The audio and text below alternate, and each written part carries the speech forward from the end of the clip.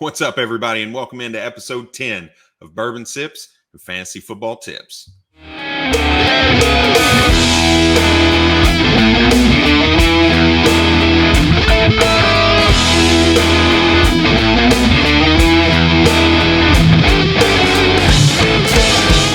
What's up, everybody, and thanks again for joining me in episode 10 of Bourbon Sips and Fantasy Football Tips. And I've got a guest with me today. So last week we talked our quarterback tiers, my rankings. This week we're going to talk running backs, and I'm bringing in one of my most trusted just advisors, I'll call him. This is a guy who helps me out constantly. Text streams, hey man, here's where I'm at.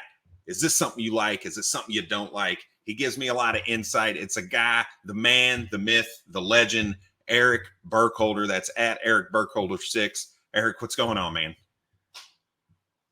You're muted. This is going well. Not a whole lot, right. man. I'll tell you, you talk a lot nicer to me in public than you do on those text streams. But it is a two-way street. Definitely like picking your brain and seeing where you're at, because we see things from a different perspective, but we end up at the same destination more often than not. So, especially in the off season, because the news comes in and I'm like, dude, what the hell do I do with this? Like, what does this mean? Yeah. So it's nice to get a fresh pair of eyes.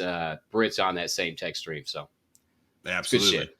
Yeah, Britt, that's at the FF Sandman on Twitter, so make sure you check him out as well. He does a ton of work. Rookie on the rise, check it out. But hey, let's get right into this. I'm going to throw up these rankings, and I'm just going to go by tier, right? So tier one, we'll start with, obviously, Jonathan Taylor's in there. Christian McCaffrey's still in there. And then my guy, I love DeAndre Swift, and I've got him at number 2. Right now, I think he has just a ton of upside that people are kind of sleeping on right now. We saw him at the front end of his rookie season as I think a top 5 running back with that passing volume along with the rushing volume. And you saw him trail off with some injuries and stuff like that. But I just think that is a long, sustainable thing for DeAndre Swift. In the long term, I think they're going to lean on him in that backfield. He's a big guy. He's got some power to him. He's got some finesse to him. He can do anything and everything. I think he's a 3-down back. And if he's given the opportunity like I think he's going to be, I think this guy's got RB1 overall upside, similar to a Christian McCaffrey type of season. That's why I've got this guy so high. And I know that's higher than others. So where are you at with my tiers here? Really just tier 1, these 3 folks. Jonathan Taylor, nobody's going to debate that at all. Guy's the best running back in the National Football League right now. That's not going to change next year. We'll move on from that. Matt Ryan's got to be at least a neutral, if not an upgrade from Carson Wentz, who gets way too much slack. I mean, they talk about his ball security only through 7 picks, but that's a quarterback tier thing, right? CMC, man. CMC has played, 10 games in the last 2 seasons? And so he's a guy that's 25, after getting paid, absolutely has just shit on his fantasy managers. You just can't move him down. 10 games, 7 of them, he was an RB1. Week 1 last year, he was the RB1 overall, and he did not score a touchdown. So to be able to put up almost 30 points, or he's a walking 20-point machine. He doesn't even need to get in the end zone. He's been doing it with Dan Arnold and Cam Newton and Kyle Allen and just whoever the hell they got under center. Sam Darnold? Yeah, he's a stone-cold stud. Swift is the guy that I wanted to bring up because of the guys you have below him. Now, I'm a Lions fan, so I'm diehard that this man is special. He does things with his hips and his ability to set up people before they even get to him. It's miraculous. But he has not proven that he can handle a full workload. And we also know that the Lions brought in Jamal Williams, used him a ton. Craig Reynolds used him a ton. They both had a couple 100-yard games under their belt. And outside of the receiving chops for Swift, he does not look like a bell cow. Does not look like a workhorse back. And so if you're not going to be a workhorse, you're going to need those receptions. We saw he went from 57 to 78 targets last year, 21 target difference, played 13 games both seasons. That's fantastic, right? Jared Goff definitely helped in that department because he is a check down kind of guy. He's not going to go deep as often. It's just the guy that you hope DeAndre Swift's going to be if he can't get the 200-plus carries is Alvin Kamara, where he's getting 81 receptions a year or more, like every single season. And that's why he's never not been top 12.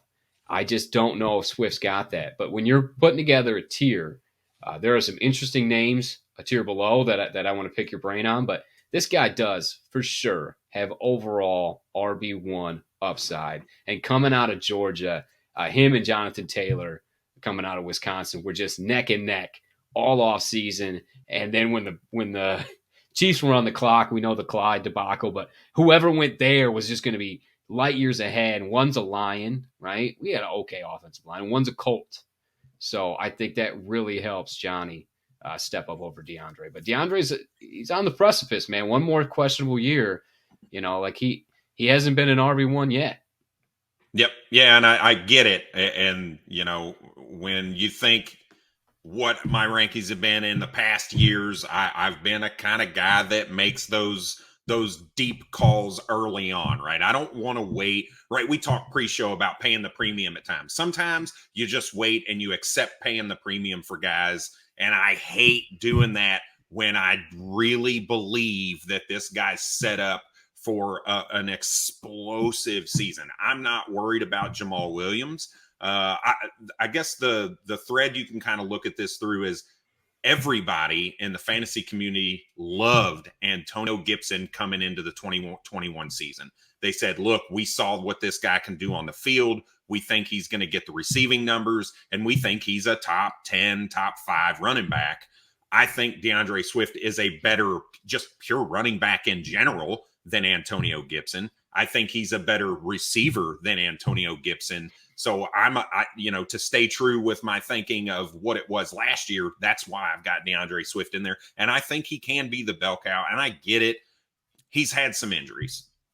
I can't argue that, but I've never been one to say, you know what, that doesn't mean that you can't play 16 games. That doesn't mean that you can't play 17 games. So I'm willing to give him that shot. And I've went out and bought this guy in a couple places. I moved Jonathan Taylor in a league for DeAndre Swift plus because I don't see that much of a difference. And, some guys hated it. Some guys loved it. Right. So that just proves like, I'm not just doing this as a hot take. I did this in a league. Right. And I didn't get a lot. I think it was DeAndre Swift in a second. So it wasn't anything. Cortland Sutton in Cortland Sutton in a second in a 16-team Superflex league. So you got an extra piece. Maybe it was a little bit better. You got an extra piece. We'll see if Sutton's anything, though. I think I still want JT there. But I think that's fair. I think all your points are fair. He's got that overall. All right, so let's move on to tier 2, and I know this is the one that you really want to get into. And look, these are those guys. These are all guys that I think have top 5 potential. These are guys that I don't think can be number 1 overall. I think they're in that 3 to 5 range, which is why I have 3 in the first tier. And these are the guys that I think are going to fill out 4 and 5. So my love joy of last year and Javonte Williams for the Denver Broncos, they still haven't brought back Melvin Gordon. We saw him just dominate when given the opportunity. And now he has all of the opportunity. Now, do I think they're not going to bring somebody in to relieve him on certain situations? Yeah, they're going to bring somebody else in. Mike Boone is not the answer as the RB2 in that offense, right? I think that's everybody agrees with that. But do I think they're going to bring in some huge third down pass catching back that's just going to take all of the receiving work from him? No, I don't. I think they saw enough from him. He had a couple games where he had five plus targets, and he produced in those games. So I expect them to give him a little more opportunity, but I don't see him as a 60-70 catch or 60-70 target guy either, right? Which is why I think that limits his number, really top 3 upside. Next up is Antonio Gibson. I still have the belief. I still want to see it. He was, again, a top 12 guy overall. There's no reason he can't continue to do that. And if they just relinquish some of that passing work to him, it's going to be huge. And when I see what Carson Wentz was able to do with Jonathan Taylor last year, and I'm not saying Jonathan Taylor and Antonio Gibson are the same player, but to see that he can still run an offense in a way that will allow the running back to be productive in both the rushing and the passing attack. I see that translating over to Antonio Gibson. I don't think we've really gotten to see how good this guy could be as a receiver, and we've seen how good he can be between the tackles with his explosiveness. So I think he's got that top 5 upside as well. Joe Mixon is next up here, and we saw him do it last year, right? That was a bold take for me. I thought he was going to lead the league in touches. I think he was ended up like number 3 overall in running back touches. That's going to continue. There's nobody there that's really taken volume away from him. I just think there's so many pieces that I just don't know that the volume that he's going to need is going to be there, right? We saw Najee Harris last season touched the ball over 400 times, and he was only the RB3. He still didn't eclipse that RB1 total. So that's kind of where I see Joe Mixon. I don't think he's going to out-touch what we saw Najee Harris touch last year, which kind of limits his upside as well. And then Najee Harris rounds out this tier. I just didn't like what I saw. You cannot argue with the volume that he's going to get and that he got.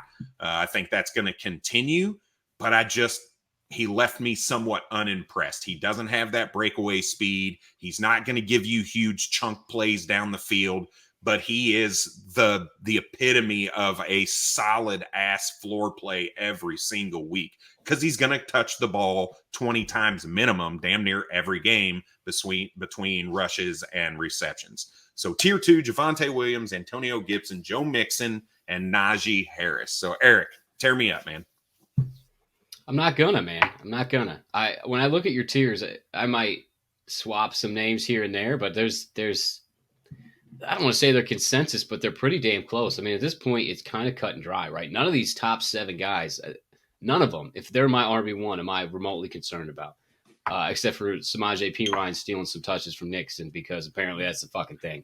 Now Javonte in game needed situations, like it was just the Super Bowl. It's just the Super Bowl. I don't know what the hell is going on. Najee gets Mitch. Mitch Trubisky is not a world beater, right? We remember David Montgomery's huge season, top 5.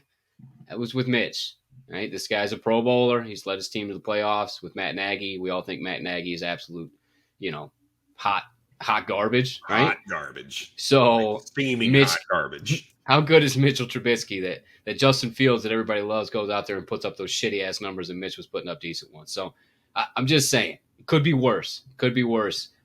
Gibson, we saw him go from 170 to 258 carries in his second year as an actual running back. Remember, he had like 50 touches at the running back position in college, 33. I think it was 33. Yeah, it was so low, yeah. He's proven he can carry the workload, and that's why Swift is always on my radar there at the top. And Javonte Williams, he got 52 targets last year, right? Or 58 targets. So he's not that far away from Swift. 53 targets, 43 receptions. So he's not necessarily a 3-down guy. And when we look at Javonte, I don't think they're going to draft someone. It's possible, but they have they have luxury picks all the way across right now, right? They got really good corners out there. Patrick Surtain. I don't like taking corners in the top 10. That was a good ass pick, right? They got 2 nice edge rushers with Chubb holding it down as the best one. They got Wilson. They got Tim Patrick as their wide receiver 3. KJ Hamler is their field stretcher special team wide receiver. They got Javonte. They got Russell Wilson under center. I mean, they are locked and loaded in a division that's going to be incredibly high scoring. So do they go with some security at running back? That's the red flag for Javonte. Now, there are 3 guys out as free agents right now, 2 of which were Ravens last year that I think they bring in. I think they bring in one of Devontae Freeman, Latavius Murray. Le'Veon Bell is still out there, the corpse of Le'Veon Bell, but he's a stable veteran that you know what you're going to get. Darrell Williams, right, from the Chiefs. He's still not signed. Great 3rd down guy. I mean, we saw him get goal line work and 3rd down work out there for Kansas City on a playoff caliber Super Bowl aspirations team. He's got a ring. That would be a great sign. None of those guys worry you for Javonte. So Javonte, Gibson, and I guess Najee versus Swift. That's where I don't know if Swift belongs up there. Like, God, I hope so. And I don't think anyone's going to argue with you, but that was my point. The only guy in these 4 that doesn't have a rookie contract is Joe Mixon. And so I immediately think Austin Eckler Why wouldn't you have Eckler over Mixon? But it's because if they draft someone, Mixon won't be replaced. And we know Austin Eckler is smaller. He's a tier down. I'm kind of peeking behind the curtain, get to drive you crazy on your show. So that's the only things I want to bring up is that DeAndre Swift is not a locked up there. It's Jonathan Taylor and then the rest. And we love Swift. We love McCaffrey. The four guys after that are all incredibly secure. And then the next tier with the vets and the contract situations and the changing of the guard, whether it's a quarterback or a head coach or both for Alvin Kamara, and then the size issue with Austin Eckler. That's why they're in 3, right? But you can't drop them anymore because, damn, they produce constantly. Yeah, and that's exactly what we're going to move into is tier 3. And look, all but one of these guys, and this was kind of the tier break for me, are 26 years old or older. They're over the age of 26, and Saquon is under that, but he kind of falls into that. The worst one. This guy can't stay healthy, period. Very similar to what we talked about with Christian McCaffrey. We haven't really seen him play sustainably on the field for the last 2 seasons.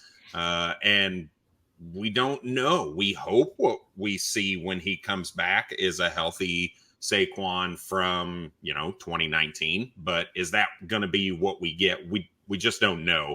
And there's a little bit more risk with him than what you've got in those top 7 in the top 2 tiers. And that's why, would I argue with somebody if they have him in tier 2? No, I wouldn't. For me, the injury concern is really what kind of knocks me down there. And even in the games that he did play, they were not great, right? Whereas Christian McCaffrey, when somebody says, well, yeah, but Brad, CMC hasn't played in 2 seasons either. The difference is when Christian McCaffrey played, he still put up RB1 numbers in those 5 or 6 games. Saquon had one good game that required a 50-yard touchdown reception to get him in that talk. And then every other time was just piss poor. It was just bad. The offensive line is bad. Daniel Jones is bad. I think the big plus here for me, and I've talked about this before, is the addition of Darrell Bevel and the fact that this guy has been an offensive coordinator for 8 seasons. 6 of those 8, he's produced a top 10 rushing attack. Or I'm sorry, a top 12 rushing attack. That matters, right? That guy is bringing that experience in with a system that has a running back that we know has the talent to be an absolute fucking stud. So I think that's why he stays in this tier for me, and he's at the top of the tier. I would prefer him over any of these other guys right now because I think that upside, and I just have that trust in Darrell Bevel to continue what he's done basically his entire career when calling plays. So he tops tier 3. So moving on from him, I've got Alvin Kamara, Dalvin Cook, Nick Chubb, and Austin Eckler. Again, the common thread here is all these are guys that are kind of in the middle to end of their second contract already. They're already over that age apex of 26 years old. And we don't know what we're going to get after that. They get that third contract. Are they going to be the bell cows that we hope that Dalvin Cook is? Is Nick Chubb ever going to be given the opportunity to catch some fucking passes? Or is he just going to continue to chug out 100-yard games and score you a touchdown in the fourth quarter to kind of salvage the week? Because that's really what Nick Chubb does for you. He wears down the defense. You run into the fourth quarter on your fantasy team, and you're like, oh my God, he's got 70 yards and nothing. And then he breaks off a 40-yard touchdown run. And you're like, thank the Lord, right? That one run kind of seals the deal. But it's consistent. He does it for you all the time. Austin Eckler, while he's not a 250 touch guy, this is a guy that gets 70, 80 targets and receptions, and you can just believe that fucking team is moving the ball and they're scoring touchdowns, and Austin Eckler is going to get a chunk of those, which is what you want to see. Alvin Kamara is the question mark for me here, and I could see him shifting down in this tier a little bit as we learn more about his legal situation. But outside of that legal situation, you've got a new head coach. You've got a new philosophy, quite possibly. You've got Jameis Winston coming back to run the quarterback. So you hope that you still see the reception upside that he's given you in the past, but you just really don't know what that team is going to do right now from an offensive standpoint, how they're going to utilize Jameis Winston, what Michael Thomas is going to be when he comes back. So there's a lot of volatility in that system where really, if I can get decent value for Alvin Kamara, I'm getting out from under him at all costs right now. So Eric, tier 3, where are we at? The guy that stands out to me is Austin Eckler, man. Now, I understand touchdown regression back to the mean. It's a very real thing. Like Mike Clay has coined it. It's just so factual. We all like to look for the magic number, right? The magic equation, whether it's target share, dominator rate, breakout age, early declares. We have just a whole long list of shit that has not worked each season. And so every season we keep changing that imaginary number to make the end meet up with our expectations. And Austin Eckler at 5'10", 200, coming out of Western Colorado, the guy that nobody wanted coming out of college. When he went to Western Colorado after the first game, he just fucking flipped his lid like Jesus did in the fucking temple where you start flipping tables, right? He was just like, what the hell are you guys doing? Why are we eating orange slices, acting happy right now? We just got our ass handed to us. And he turned that franchise around. He's been with the Chargers since then. He does his job. He takes a pay cut. He plays for Austin. He plays with Justin Herbert. And he plays with the head coach that's going to go for it on fourth down all the time. He had 12 rushing touchdowns last year. His most in any season before that was 3. 206 rushing attempts, 94 targets. So you're looking at a 276 touch guy. You're looking at a surefire volume RB1 with explosiveness that does it in the receiving game. He also had 8 receiving touchdowns. I think Austin Eckler's good for like 10 TDs next year, which puts him right in the top 10, right? Yep. He scored 20 last year. So even with the regression to the mean, a guy that's got 2 top 5 finishes in PPR leagues, I think Eckler deserves to be up there with Mixon. But we talked about this a tier ago, that the reason he's not is if they invest serious draft capital in one of these top 2, maybe 3, top 2 running backs, Eckler might lose some work. It's just that in this particular class, I don't see him doing it. There's not those kind of guys, right? There's Kenneth Walker. There's Breece Hall. Otherwise, nobody really threatens me. Threatens me as an Eckler. That's why I would bump Eckler up. But yeah, you did a great job with this because they're all in the same situation, man. You got the vets, dude. Chubb is signed through 23. Cook is signed through 25, as is Kamara. But Delvin Cook, they got an out after this year. They can get out after this year. And you see that they had to re-sign Kirk Cousins because he refuses to take a pay cut. So they had to give him extra money and push him out a year so that they could afford everybody. Alvin Kamara is the second on the list behind Eckler for me, as he is guaranteed to play through 2023 for the Saints. And shit cannot get much worse out there in New Orleans. We're talking about a guy that has never not been top 12. I want some Melvin, dude. Well, and all these guys are top 12, right? Austin Eckler is number 12 right now. So it's not like I've got him super low. No. I just believe he is the biggest outlier out of everybody else. He doubled his carries. He scored 10 times as many touchdowns as he has ever scored. 20 total touchdowns for a guy of his size is not normal. And like you said, hey, if he gets 10, that's still not a bad season. And he's going to get the passing volume to kind of secure him in the top 12.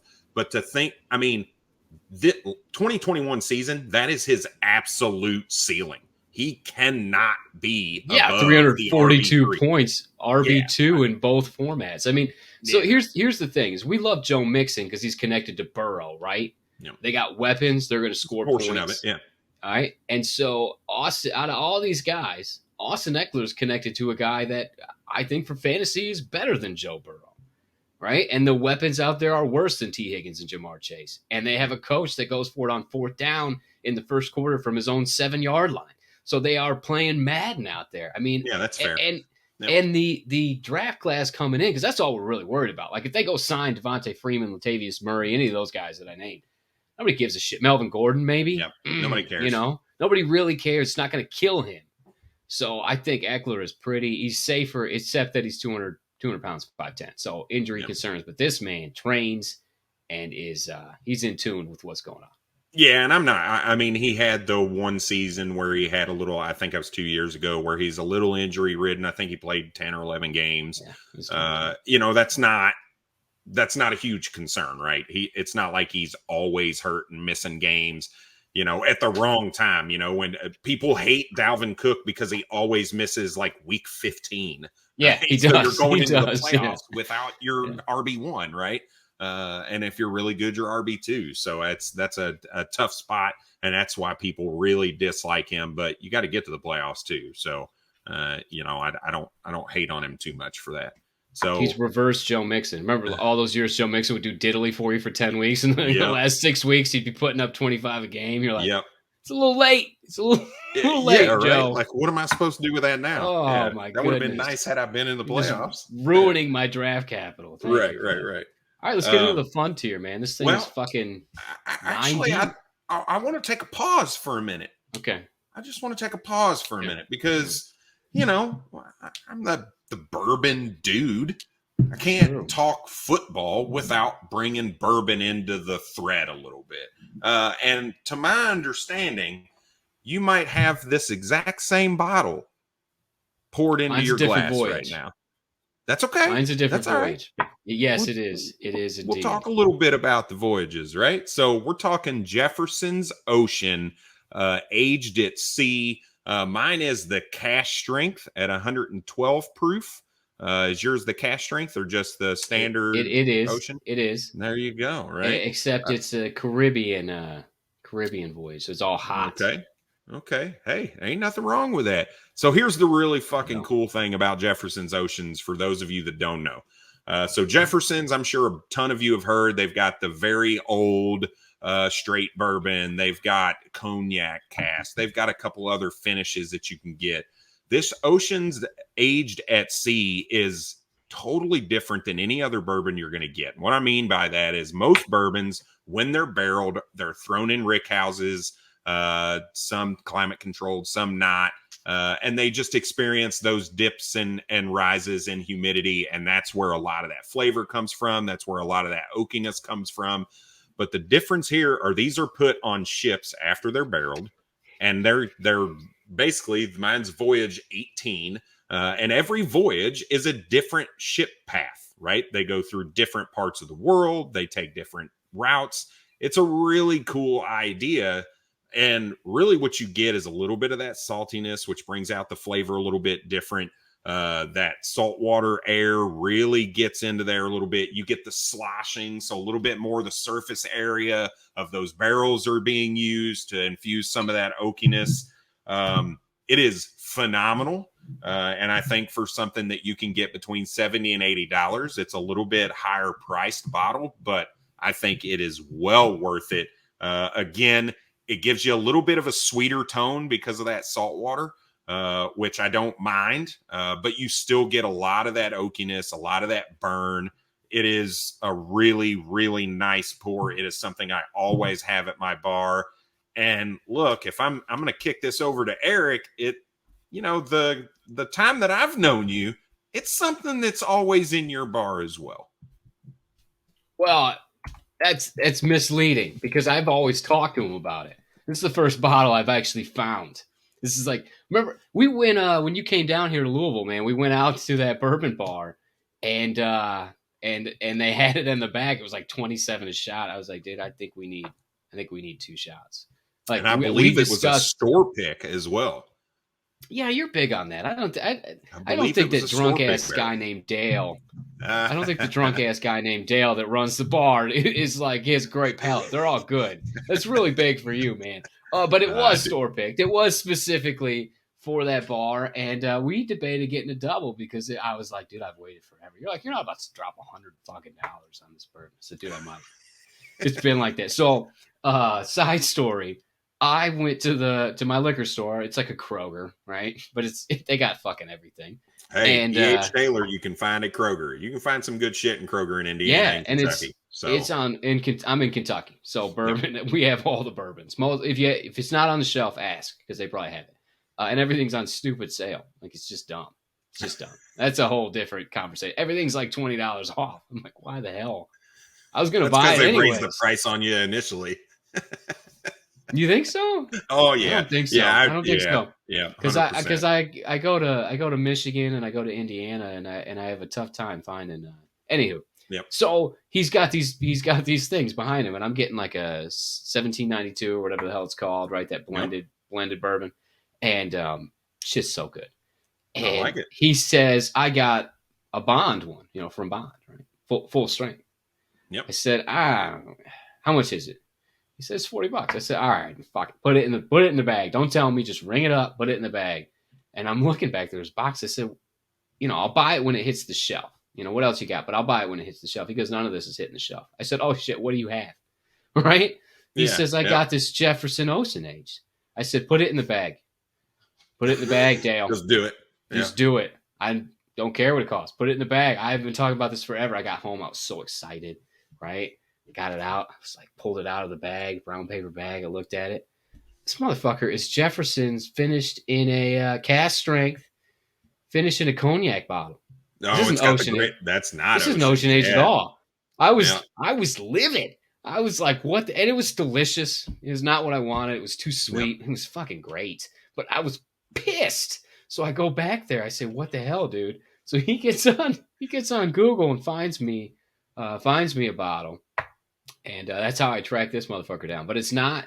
We talked about this. You were like, you want this voyage on this path, the B path, anything on an odd number. You gave me this whole rundown. This is the bourbon dude. Like I was taking notes, on like my LG&E bill, like trying to figure out, okay, where do I go? Hit a left at the oak tree with the stump. Don't look at the owl. Don't look him in the eyes. Don't look him in the eyes, man. I'm getting you the good stuff. And I got a Caribbean, right? So it's different because it's hot. Which means that it's a higher proof. They're all higher proofs because that shit's just evaporating constantly. And the Caribbean seas hit storms this time of year, so there was constant motion. It is a little sweeter than I expected. It is, but it is well worth the hype. And Pappy's is the big one, right? Us Kentuckians. Ugh. I will put. It's not gross. That's dumb. I will put this up against a bottle of Pappy's, and I might lose a blind taste test, but I'd have to go like the pound for pound, Floyd Mayweather versus I don't want to say Muhammad Ali because he's too good. George Foreman, pound for pound type shit. Like for the price point, if you can get a Jefferson Ocean Age, this is that shit that you bring over to your in-laws and you try and impress the your wife's dad or your girlfriend's dad, or you got your buddies from college and you hide it from them because you know that they're just going to mix it with Sprite anyways. Like this is premium. He does flights of stuff and reviews. If you guys don't follow the YouTube channel, you should do it. Like and subscribe, leave those reviews. It really helps Brad a ton. He's doing a great job. And he'll review a flight and he's using terms and shit that I'm like, what the heck is he talking about? Coat your mouth, and then so I go and I try it. I'm like, hey, he's reviewing. He's the bourbon dude. I try. I'm like, it does. It does. That this one doesn't. Now I'm disappointed. Like, okay, he gave me an actual perspective on how to enjoy these bad boys, and I'd say that this would win almost any flight, no matter what voyage you got. And yes, it is about $80. Just drink one and then go to your wild turkey or whatever the fuck your go-to is, man. Yep. It's a solid pour. There's a ton of different options out there for them. Like we said, it is a little bit of a higher price point. I've got a whole laundry list of bourbons that are better than Pappy Van Winkle's. I am very unimpressed. You're a blatant drunk. I can see behind you there's like 30 bottles of booze behind you. Look, drunks don't have drunks don't have 200 and some odd bottles of bourbon sitting on the shelf. Most of them they're all filled with apple juice. We know the truth. No, sorry to interrupt. Go ahead. No, yeah. So Pappy's, and that might be something I do at some point. I do have a 10 and a 12 year. Just talking through, like, look, there are a lot of options that I would prefer over these, and the hype is not worth it, right? If you're a collector of them, it's cool because they are such highly sought after bottles. But if you're somebody who buys to enjoy and to drink them, it's not worth your money. There are so many better options out there that you don't have to fight people for. You don't have to wait in line for 12 hours to get a hold of them. You don't have to pay a secondary market price for. There's a ton of good options out there that, is more, it's just something I would recommend not worrying about right now. So, but yeah, Jefferson's Oceans. Mine's Voyage 18. What voyage is yours? Do you know off the top of your head? 147. See how long it took me to get a bottle of this shit? I'm voyage 147. I'm gonna go back, man. It's a totally different liquor store. It's like this bodega. Do you know what a bodega is? Yep. I mean, you're pretty sure they're a front for drugs or money laundering because you got to blow yep. the dust off the. This is Campbell's soup condensed. I didn't even know they made this anymore. Like, right? It's like way back there. And I walked in and it was on the shelf. Right? So I felt good about that. I could read it. Not getting hosed here. But it's definitely worth it. It's definitely worth it. Yep. Yeah, absolutely. All right, let's kick us back into football. We're going to move into tier number 4 of our running backs, and I'm going to split these guys in half because there's a big list. This is the big tier for me where the range of outcomes for these guys are really just that high-end RB2. There's a chance that they sneak into RB1, and there's really a couple of them that I think are almost a sure thing that, due to injury, they're going to end up flopping in there, but so we'll go for the first 4. So J.K. Dobbins, Travis Etienne, David Montgomery, and Josh Jacobs are the top of this tier. This is the tough part because when you look at David Montgomery and you see how productive he's been the last couple years, and you look at Josh Jacobs just year after year after year producing an RB1 season for you, there's a lot of people that are looking at that and saying, why the fuck is Josh Jacobs not in tier 3? Right. And for me, it's just that inefficiency. The guy, he barely breaks 4 yards per carry. The volume is what keeps him there. The hope right now, and the reason I've got him towards the top of this tier is really you're starting to see the uptick in receptions for him. So you kind of hope that continues. You hope that trend continues because that's going to give him that solid floor. But you saw early on in the season, Kenyon Drake got a solid amount of work early on before he fell injured, and then Josh Jacobs ended up injured for a couple games as well and missed some time. But I think his upside is pretty solid if we see the continuation of that receiving upside.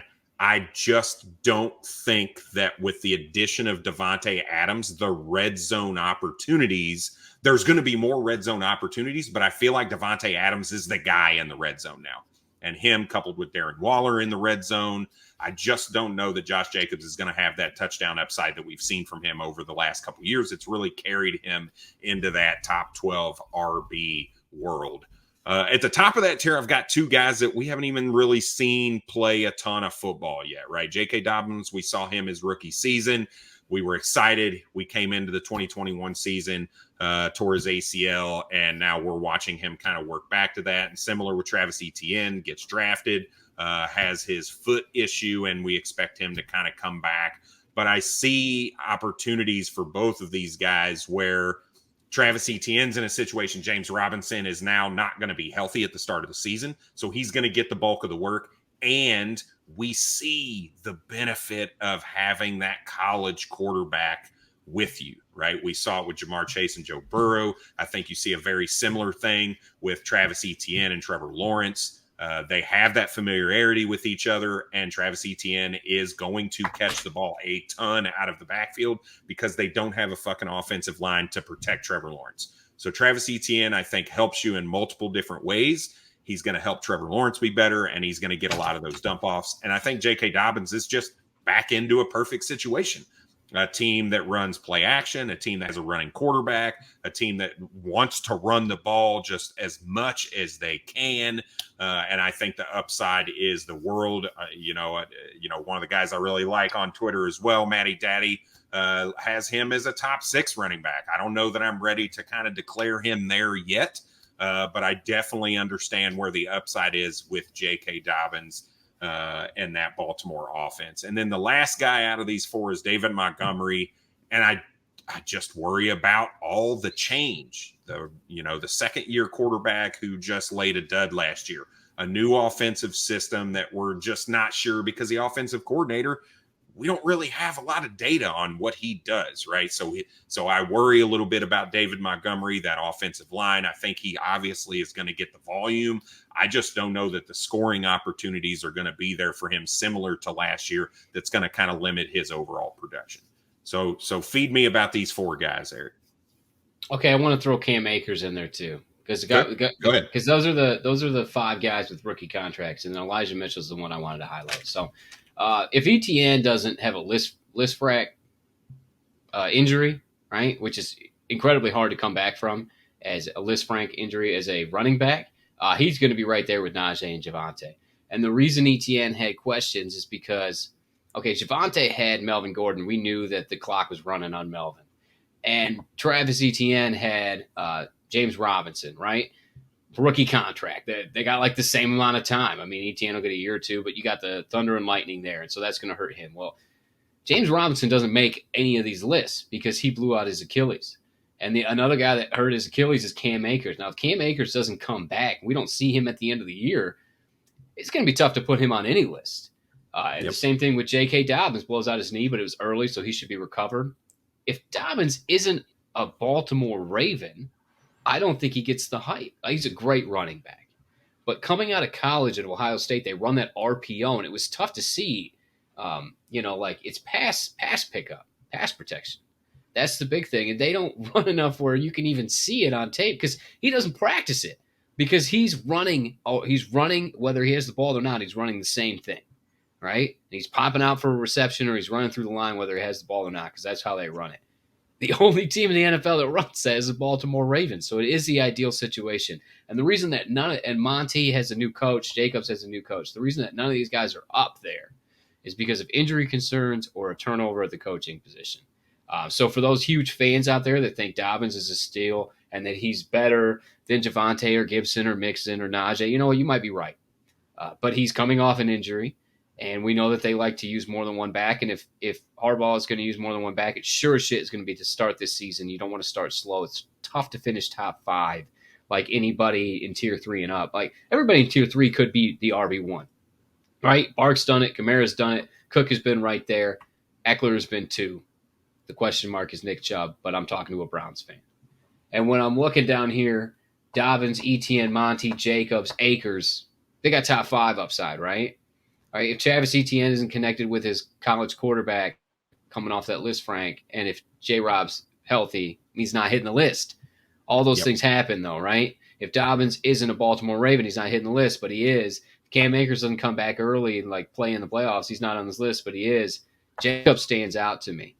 Jacobs stands out to me as a buy, and I think Jacobs and Chubb, like in a startup, who are you taking, Brad? Jacobs or Chubb? Chubb on his second contract, signed through next year, no pass receptions. Jacobs on a rookie deal with a new head coach that's known for using a committee, right? Brings in his own guy, Brandon Bolden, in the backfield. But out of these 2 guys, who do you want in a startup? Not in a current league.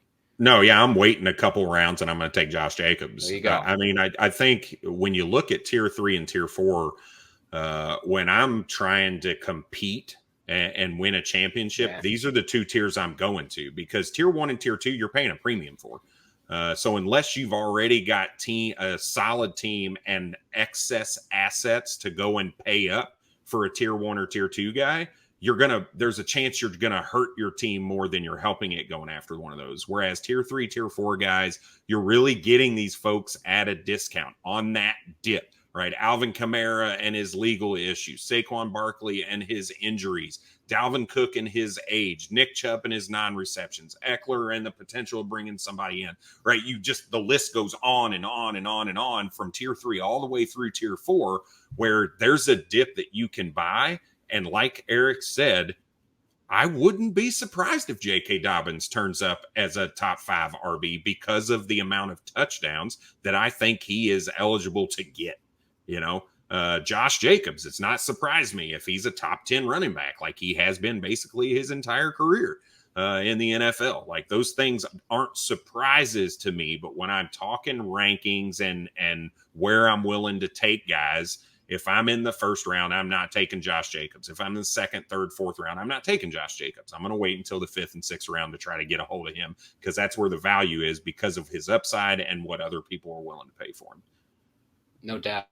And if you're only competing with an extra asset, that tier 3 is for you. You just find the guy on the team that doesn't want to compete and will just take any 2023 first for any of those guys on the list. You can trade them 1 for 1. And if you're on a team that is looking to get somebody that can grow, you're looking at tier 4. Outside of the next 3 names, Derrick Henry, Ezekiel Elliott, Aaron Jones, right? They all are on the downswing.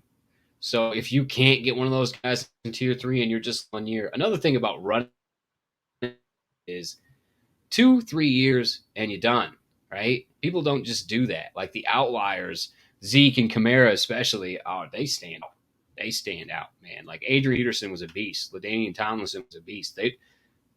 Jonathan Taylor will go down as one of the best in history because people don't do it year in and year out.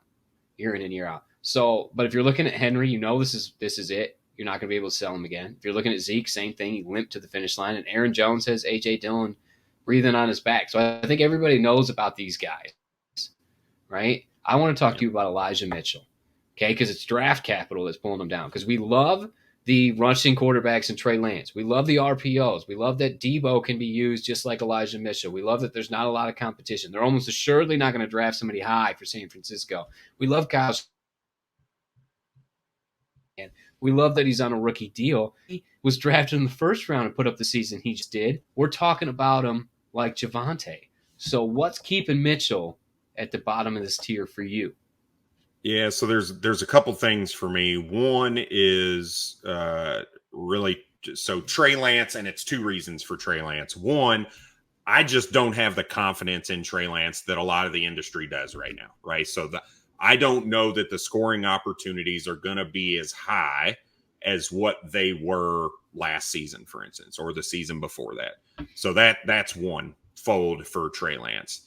Number 2 for Trey Lance is even if Trey Lance is really good, I look at this situation as different than what I look at J.K. Dobbins and Lamar Jackson because Elijah Mitchell, this dude was pumping out 100-yard games, but you have to have touchdowns when you don't have that receiving upside, and he does not have that. He is not. He's a guy that got, I think, more than 5 targets twice all of last season. And that's just not enough. That's not enough to be sustainable without touchdowns. And I think Trey Lance is going to steal red zone touchdowns from Elijah Mitchell. So those 2 things together, one, I don't think there's going to be more scoring opportunities with Trey Lance. I think there's going to be less. And I think of those red zone visits that they make, Trey Lance is going to take away some of those touchdowns. So those are the concerns for me around Elijah Mitchell. I love him as a talent. I think he is going to continue to just pump out 100-yard games because of what we talked about that RPO does and how it opens things up a little bit. I just don't know that he's going to have the touchdown upside to really push him much further up the board. And there is still a very high draft capital second-year running back that was just in the doghouse a shit ton last year, right? So is there the possibility that Trey Sermon gets 5 touches a game? So now Elijah Mitchell's touching the ball 14 times a game, and he doesn't have touchdown upside, and he's not getting the receptions. As much as I love Elijah Mitchell, and we talked about him a ton in the offseason and last year and how much we liked his talent and how he had the opportunity because of the fact that he was on special teams and how Kyle Shanahan and the San Francisco 49ers kind of run things, how injury prone their running backs were, and it all happened. There were like 3 or 4 things that needed to happen to give him the opportunity. All of those happened, and he took it, and I think he's going to hold on to it. But that sliver of doubt coupled with all of those things around Trey Lance and that offense, I just can't put him much higher than this. I could see him leapfrogging Derrick Henry, Zeke, and Aaron Jones. But he's still in the bottom half of this tier for me. But the reason he's in the tier is the rookie contract, the fact that he's a 49er, right? Yep. Yeah. I think that's fair. I think everything you said is well backed. Yeah. I think yardage is backed. Yeah. The yardage will be there. Looking at this next tier, there's a bunch of names here that can change in the NFL draft, right? Yep. Outside of maybe Damian Harris, but he's got Ramondre Stevenson already there. Yep. Right? Michael Carter, the Jets have those nice first and those nice early second round picks, so that's scary. Miles Sanders, for whatever reason, is never going to get 200 carries. Like Doug Peterson left town, I was like, giddy up. This is it. And Jalen Hurts, the rushing quarterback, he got all those RPOs, and he's just not used. So out of this list, who feels the most stable? Because there's one name on this list that I can't get anybody in tier 3 or tier 4. I'm looking to trade a Nick Chubb or a Henry or a Zeke or an Aaron Jones or a Mitchell for this guy in a first. And I'm going to try to get 2 of these guys. If I'm trying to win a championship and I'm thin at running back, I'm going to move one of those guys for James Conner and Leonard Fournette. Those are the 2 guys that I want out of this tier because they're in this tier because of age, industry, contract situation, that kind of thing. Not because they can't produce a top 12 running back season, right? I think we saw James Conner when healthy last season. He continued to do what he did when he was healthy in Pittsburgh. I always loved his talent. He was able to run the ball. He's a more than adequate receiver. And you saw the touchdown upside in the Arizona offense. You saw how good he is as a running back. I know he was under 1,000 yards, but he did miss some time. And he still got some receiving work. And now with Chase Edmonds out of town, they haven't done anything to fill that gap. And even if they bring Kyron Williams in, I still don't know that I'm really worried about his pass catching work. I still think he's going to get a large amount. And look, Leonard Fournette is the man. Yeah. He's the man. For 2 years, he showed us he's the man in Tampa Bay. And they've just continued to say, look, we're going to feed this guy because he was a top 5 NFL draft pick for a reason. And he continued, I think he was disrespected in how Jacksonville treated him at the end of that. And I know he had some locker room issues and attitude and stuff like that, but you can't deny this kid's talent. And I think he's going to continue to do what he did in Tampa the last couple of years. So those are the 2 guys I want out of this tier if I'm looking to move a Dalvin Cook or a Saquon or somebody like that right now. Yeah, I definitely want Uncle Lenny. Connor, they both just got paid too. They both just got paid. James Conner and the hype and the Cliff Kingsbury, the lovejoy he has for the spectacular, right? And the splash plays. I could see them getting one of those top running backs way out of position for no fucking reason, even though they should draft a wide receiver because that's just kind of the way he goes. But James Conner definitely producing that Kenyon Drake role that we knew he would get, but he put up 18 touchdowns, right? Yep. 18 on the ground. So Lenny's the one I think is the most secure. Tom Brady is the only reason Leonard Fournette makes the list and the only reason he's so low on the list. Because when Tommy leaves town, even though he's got that 3-year deal, he's 27, 28, 29. This is it. So that's why you want that back end first. Derrick Henry, Ezekiel Elliott, Eric Jones, Nick Chubb. I think that they will all produce similar numbers, if not slightly worse than Leonard Fournette. And if I can get a first on top to replace that youth, that is 100% what I'm doing. It's the Cam Akers of the world, right? Where you're not sure if you're giving up a guy for year after year after year. And that's where you really have to test your own fortitude. I want this year. And that's why you get the extra pick on top, especially with the 2023 class coming out. Because you can replenish the youth, or you could say fuck it and use it to go get a guy next year. Yep. And at running back, you're looking at 1 to 2 years. So if I'm trading for a guy, I'm not trading for anybody in the first two tiers at all. Yeah, exactly. It's not worth it. Yep. Unless you're trading inside of tiers because you think one guy you can get just the value plus, right? Yes. I think that's fair, but there's no way I'm moving from tier 3 or 4 up to 1 and 2.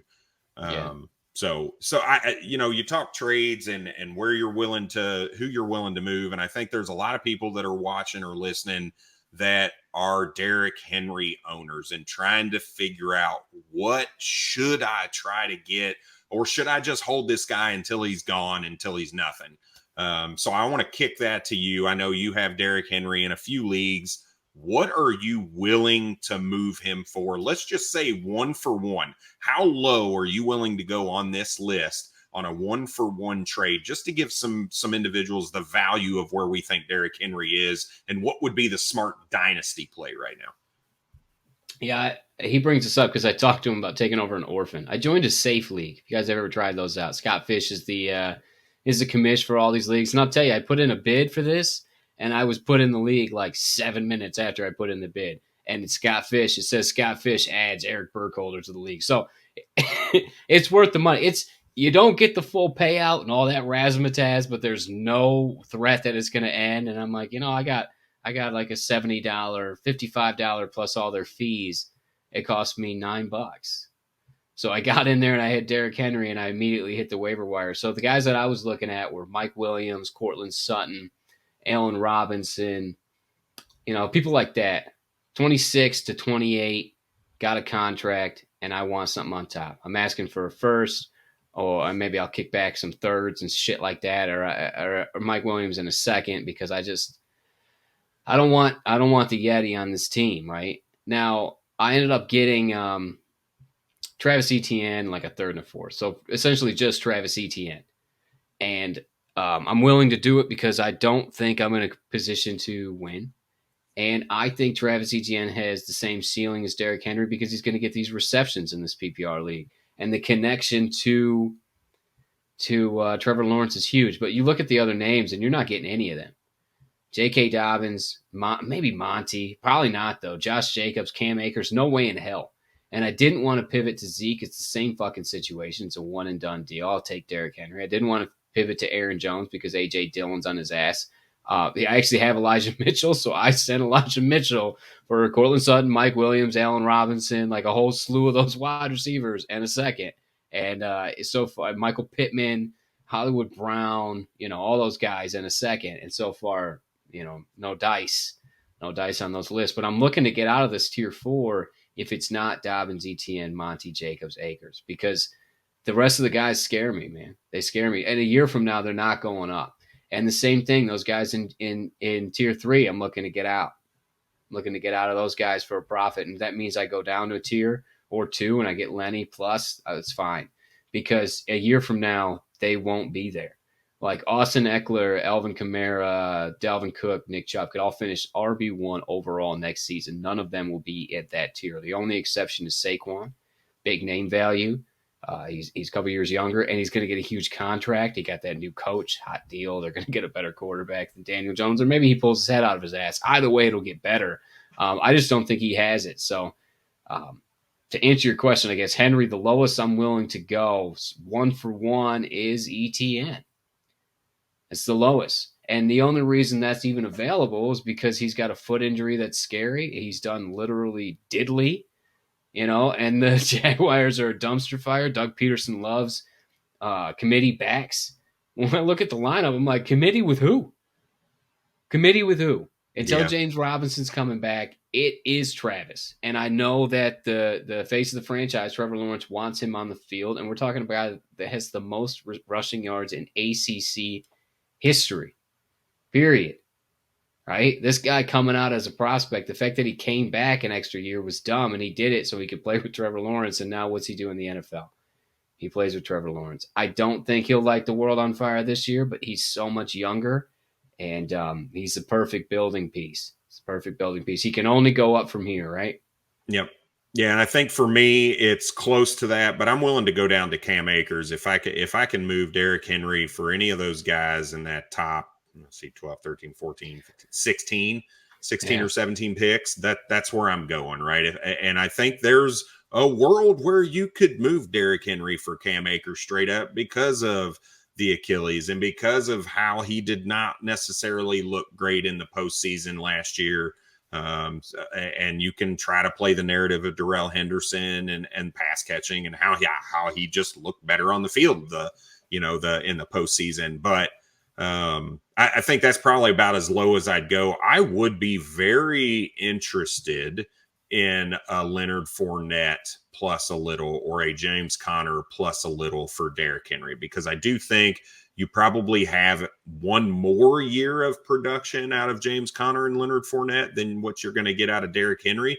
My biggest issue there is kind of something that I think you said, Eric, and that is you're not going to see a value bump in those guys, right? So anytime you try to do a move like this, you want to try to gain some value.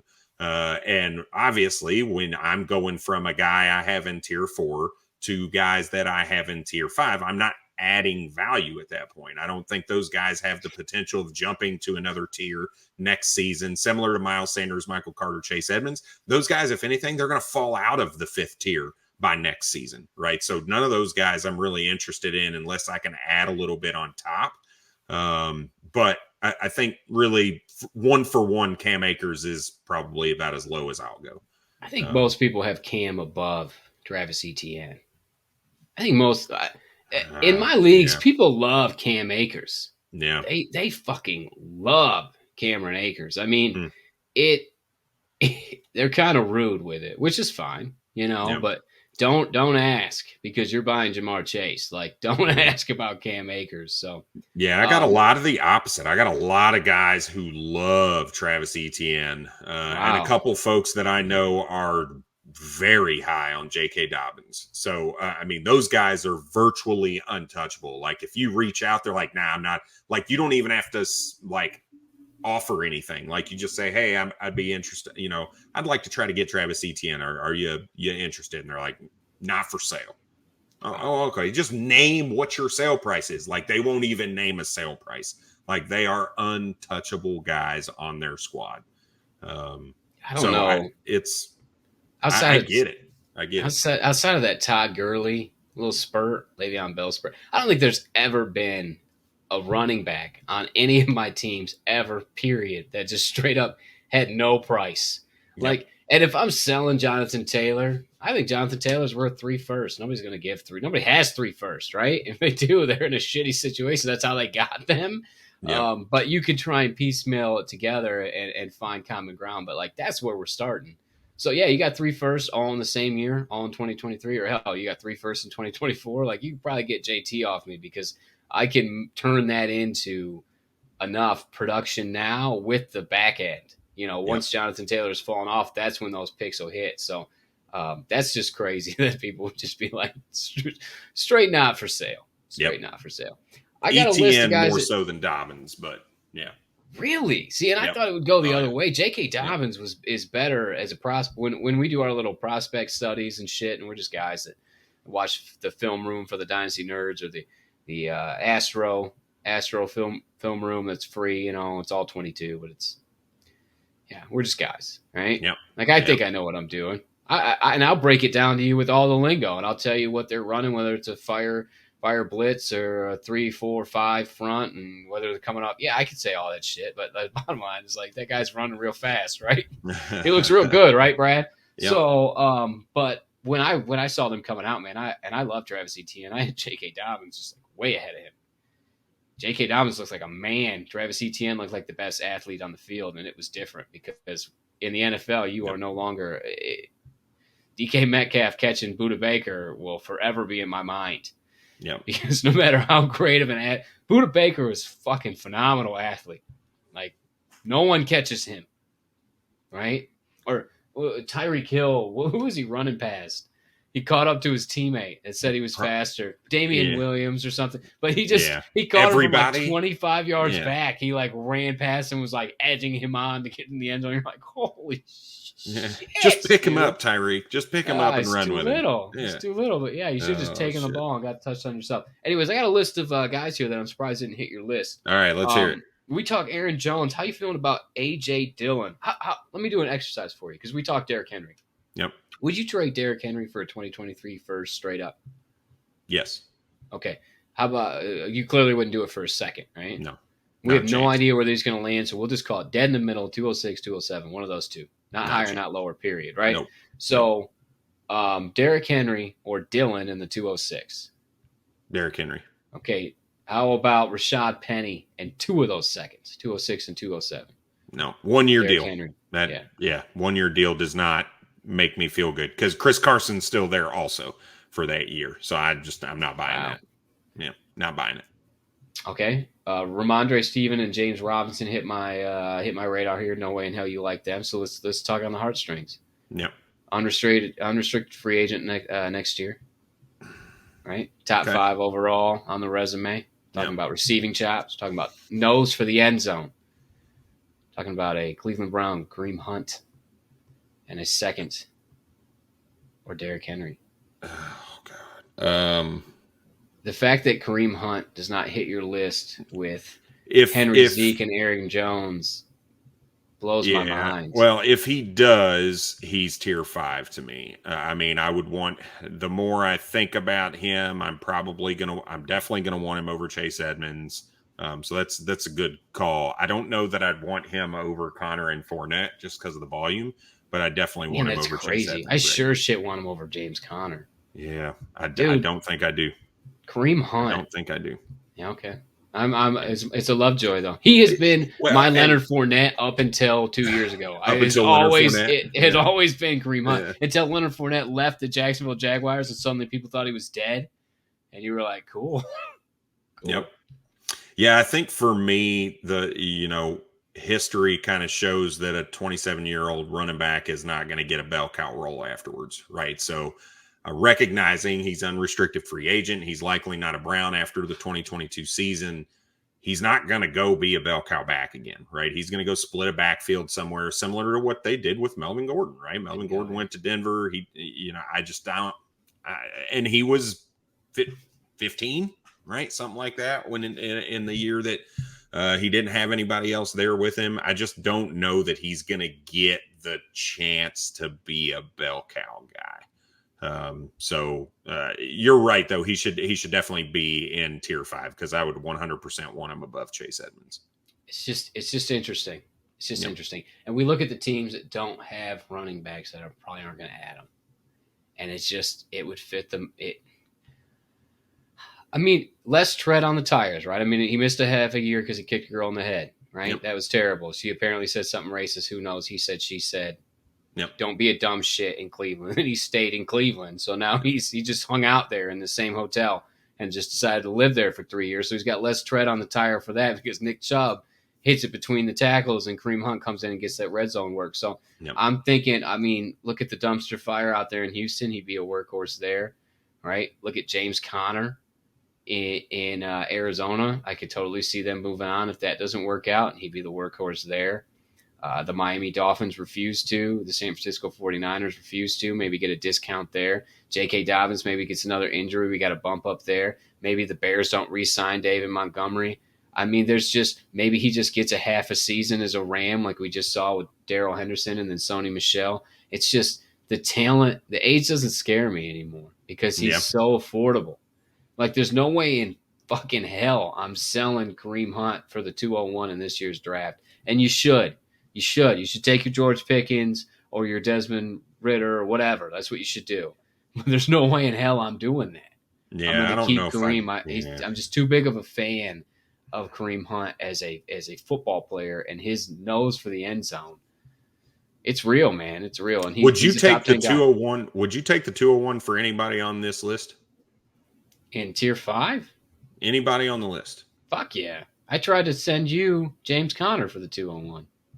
Yeah. I tried to send you James Conner for the 201. You turned me down. It's a different situation. It's a team need thing, yada, yada, yada. Yep. But I straight up sent him to you for the 201. Ended up taking the 205 in a second next year for James Conner in a third next year. Yep. So, yeah, I 100% would do that. Let's see. Michael Carter for the 201? Fuck yeah. Sign me up for that. Chase Edmonds in a heartbeat. I would want Carter over the 201. I just think that they sign a guy. Carter's upside is limited with Zach Wilson under center because Zach is a gunslinger, likes to check it down. And Michael Carter's not that kind of between the tackles grinder. He's not a red zone guy. He's a give me the ball in space and watch me make you look good. And and I also think that there's a real possibility at the top of the second that they draft Kenneth Walker or Breece Hall. So, but yeah, the 201's prime spot. The 201 in other years is T. Higgins. You know what I mean? Like the 201 in other years is that guy, is Jalen Waddle last year. Right, because everybody wanted Bateman, and Jalen Waddle was in the second round in like almost all of my leagues, unless that one guy took him at the 10 pick. Wow, it's pick 13. It's only 3 picks. I saw him like 6 to 10 in mine. Bateman was the guy that I was getting at like 202, 201, 202. Michael Carter was the guy I was getting at 203. Like I got a ton Trey of Sermon was 204. Yep. Yeah. Yeah. Those were the guys. So, I mean, it just goes to show, every league is different. You talked about that. I think that was pre-show we were talking about that. Yeah. Right? Every league is different. Yeah. In one league, I couldn't trade the 205 to save my life. Nobody fucking wanted it. And then Justin Herbert fell to me. Yeah. So, I mean, in hindsight, that's dumb, right? But I was like, why the fuck in a super flex league is the third quarterback coming off the board halfway through the second round? So, yeah, every league is different. And when it comes to those draft picks, as much as I like to plot out the board, don't give your teammates, your league mates, too much credit. Yep. Jalen Reagor and Keyshawn Vaughn went in all of my leagues before I would even dream about taking them. And, like Jahan Dotson and Chris Olave and Isaiah Spiller and Sam Howell and Kenny Pickett are going to go in my leagues way before I would ever dream of taking them, which is just going to push some guys down. It's just going to push some guys down. So that 201 is I would take a lot of guys on that list for that 201. Yep. All right. Well, let's get us out of here. So, Eric, where can they find you at, man? You can find me on Twitter at Eric Burkholder 6. Me and the boys are always trying to release content in one location at FFBourbonDude.com. And Rookie on the Rise, man. Rookie on the Rise. Be sure to check that out. It's mostly Brit, but it's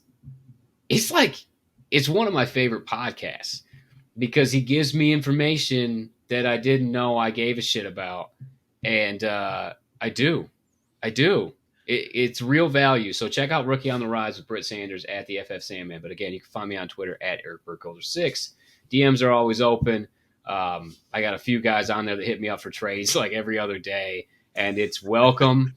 And from what we can see over a 18-month sample, the results are there. So everybody's happy. I'm happy I got to help. They're happy they won some money, and hit me up. That's right. Yeah. And you guys know me. I'm at FFBourbonDude. You can find me on Twitter. You can find me on YouTube. That is Bourbon Sips and Fantasy Football Tips. And until next time, cheers. Cheers.